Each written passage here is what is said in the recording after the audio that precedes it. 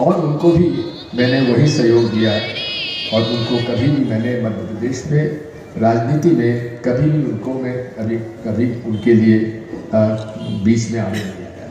हमेशा मैं बड़ा कहता था क्योंकि मेरे पुत्र समान पहले भी थे, आज भी है।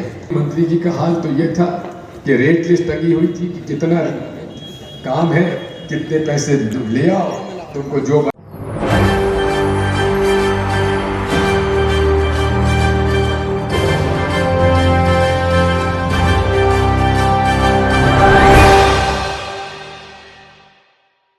नमस्कार, मैं दौलत शर्मा और आप देखना शुरू कर चुके हैं SPN 9 न्यूज। लगातार मध्य प्रदेश की चुनाव की तैयारियां यहां पर कांग्रेस और बीजेपी करती हुई नजर आ रही है। लगातार यहां पर प्रचार चल रहे हैं। चुनावी प्रचार में लगातार नेता यहां पर बयान भी दे रहे हैं, लेकिन यहां पर अब दिग्विजय सिंह ने एक बड़ा खुलासा यहां पर कर दिया। और देखा जाए तो बीजेपी की क्या पोल यहां पर खुल गई है, क्या बीजेपी का वो काला सच सामने आ गया है जिसकी बात लगातार यहां पर की जाती है। जी हाँ, बात हम यहां पर कर रहे हैं कि अब बीजेपी फिर दोबारा 2023 में यहां पर जो है विधायक खरीद रही है।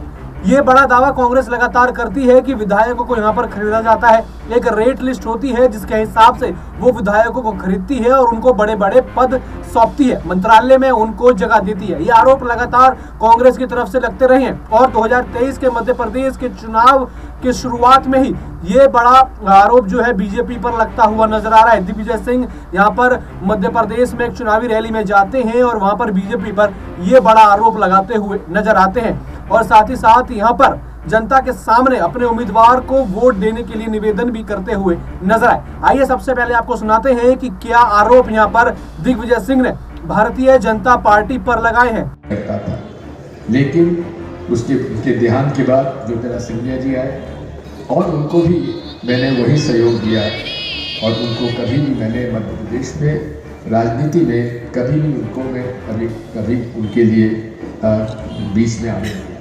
हमेशा मैं बड़ा कहता था क्योंकि मेरे पुत्र समान पहले भी थे, आज भी है।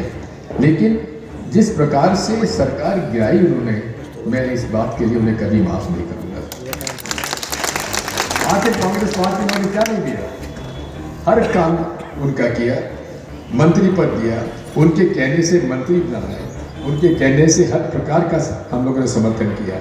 अब 2018 में 114 में से 22 विधायक उनके साथ थे और उनको मुख्यमंत्री कैसे बना देते? जहाँ बहुमत अपार बहुमत कमलनाथ जी के साथ था तो उनको मुख्यमंत्री हम कैसे बना सकते थे? पूरे तरीके से हम लोगों ने उनको उसके बाद भी सहयोग किया।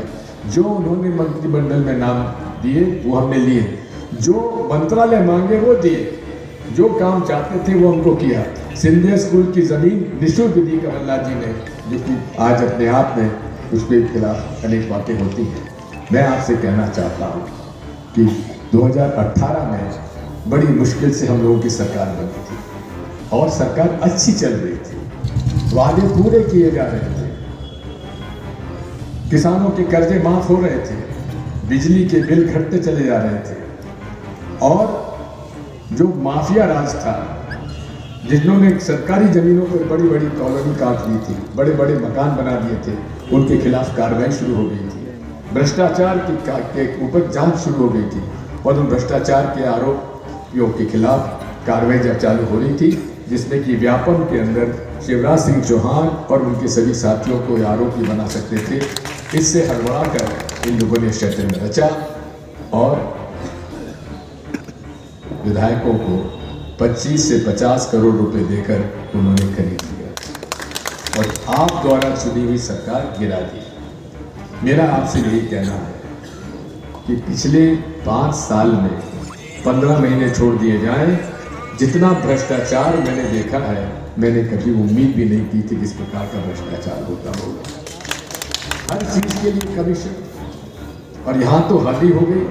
यहाँ के माननीय मंत्री जी का हाल तो ये था कि रेट लिस्ट लगी हुई थी कि कितना काम है, कितने पैसे ले आओ, तुमको जो बनाना बनाओ, और उस पर तो सुना आपने, यहाँ पर दिग्विजय सिंह ने सिंधिया का भी जिक्र किया। यहाँ पर शुरुआत में सबसे पहले वो सिंधिया का जिक्र करते हैं और कहते हैं कि सिंधिया के लिए दिल में अभी भी मेरे जगह है और उनको अपने पुत्र समान मैं मानता हूं, लेकिन जिस तरीके से उन्होंने सरकार गिराई उसके लिए वो उन्हें कभी माफ नहीं करेंगे। यानी सिंधिया के प्रति उनका प्यार यहाँ पर झलकता हुआ नजर आ रहा है। और बीजेपी पर भी बड़े आरोप उन्होंने लगाए हैं कि यहाँ पर अब फिर दोबारा बीजेपी विधायक खरीदने की तैयारी कर रही है। विधायकों की एक रेट लिस्ट होती है जिसके हिसाब से उनको यहाँ पर खरीदा जाता है और सरकार तोड़ी जाती है, क्योंकि अगर बीजेपी चुनाव जीत के नेतृत्व में नहीं आ सकती तो वो ऐसी चाल यहाँ पर चलती है। ये बड़ा आरोप दिग्विजय सिंह ने चुनाव के पहले लगाया है। तो देखना होगा 3 दिसंबर को क्या जनता ये सब आरोप सुनकर अपना फैसला बदलती है या जनता यहाँ पर प्रधानमंत्री नरेंद्र मोदी के चेहरे पर बीजेपी को वोट देती हुई नजर आती है। बाकी और भी ऐसी खबरें जानने के लिए देखते रहिए SPN9 न्यूज। धन्यवाद।